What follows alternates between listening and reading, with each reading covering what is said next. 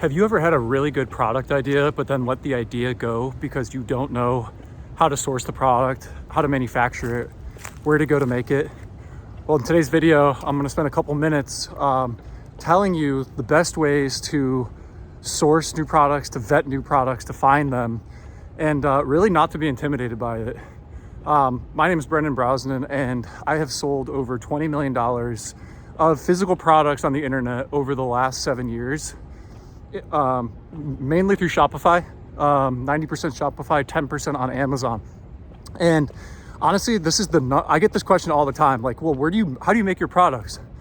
And really, like, the obvious, the answer you'll hear a lot is, go, and maybe not, maybe this is new, but go to Alibaba and check out Suppliers. That is a supplier directory for suppliers in China. And there are so many suppliers on there. Honestly, it could feel overwhelming to go to Alibaba, and it doesn't have like the greatest vetting system on there. So really, it's kind of a numbers game. You have to reach out with a smart message to these suppliers, vetting them, asking them to meet certain requirements, maybe including an attachment with a question and seeing if they pay attention to the small details and answer the question that you include in the attachment. So that's one website. Another website is called Global Sources, very similar to Alibaba. Another one is called AliExpress, and this is great for like beginners who are trying to drop ship single products and who don't want to hit MOQs or minimum order quantities, as it stands for. So if you have less capital to get started with, using AliExpress is a great way. But really, today I want to share a couple less known ways to source new products that really will give you a leg up over competition, over the people who are just saying, oh, go to Alibaba and message suppliers. So I know I just said that, and it's not the worst advice, but I want to share some like next level advice with you guys that I've learned over the last 7 years. And so if you ever think of like a really cool product idea, chances are a similar product already exists in the market. That's just the way it is. We live in a very, it's a capitalist society. There's a lot of businesses out there. And that's not a bad thing. Honestly, having another product or another product similar to the one you want to launch is not a bad thing at all. What it proves is that there is in fact a market for that product. So this is such a great tool, and I've used it several times. It honestly kind of sounds like it should be illegal, but there's a tool called Import Yeti, importyeti.com. And this tool, you could search any competitor and you type in their domain, and it will give you their supplier information. It will give you all their suppliers. And how it works is when suppliers are importing products from overseas, it gets listed in a database with, the US government listed in a database. So most of that information from most competitors is public knowledge, and it's completely legal for you to reach out to that supplier and make a product that's slightly different than a good existing product that's already on the market. I've done it in the past, and I've made variations to existing products with the exact supplier that the lead name brand is using. So importyeti.com is an amazing tool that is very slept on. I know a lot of people who aren't familiar with it, so I wanted to share this for anybody watching this who's interested in getting started sourcing a new product. Check that out. And then the last thing I'll share when it comes to launching new products is something that I feel like it stops a lot of people, and that is just lack of capital, lack of money to buy inventory. And I'm here to tell you, I've launched several businesses over the last few years to pre-sale collections. And what that means is we would work with our design team. We'd hire designers on Upwork or Fiverr. We'd make a bunch of mock products or fake products that we hadn't even produced yet. We hadn't spent $1 on inventory. We made it look like we had the products. And then we ran about $1,000 of test advertising budgets to these mock-ups, to these fake products, $1,000 on Facebook ads, or TikTok ads now too.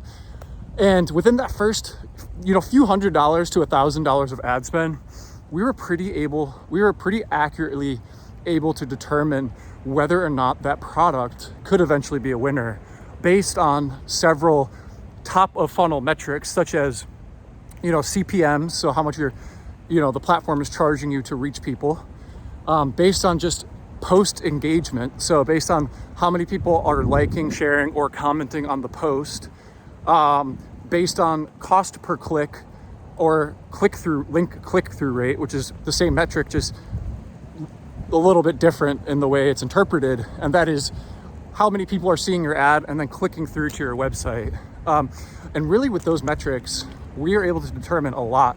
We've launched entire, multi 7-figure annual revenue businesses vetted it this way. We didn't obviously scale up until we figured out our supply chain, but we'd spend $1,000 on ads, and if the market gave us good results, we would then go and start sourcing the products through the methods that I mentioned before. We'd start reaching out. We'd go to Import Yeti, look at our top competitors, reach out to the factories where they were sourcing their products.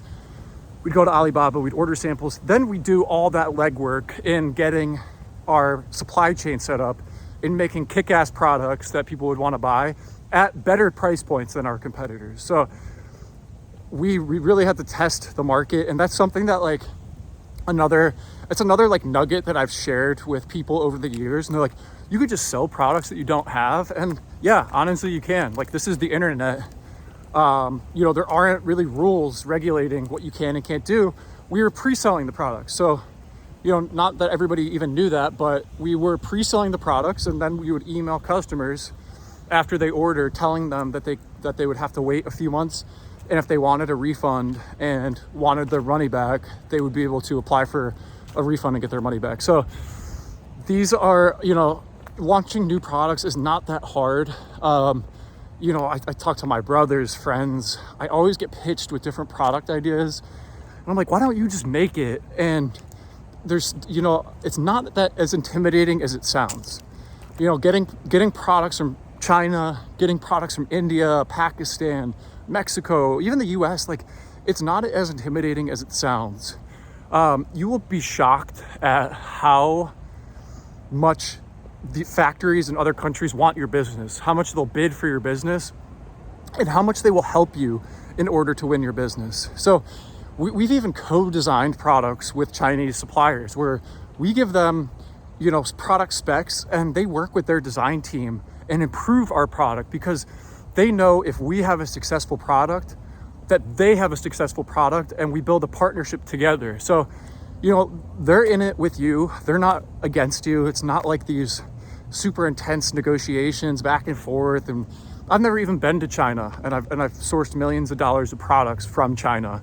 I've never stepped foot in the country. So I'm sharing this for anybody who's interested in getting started selling a physical product. Don't be intimidated.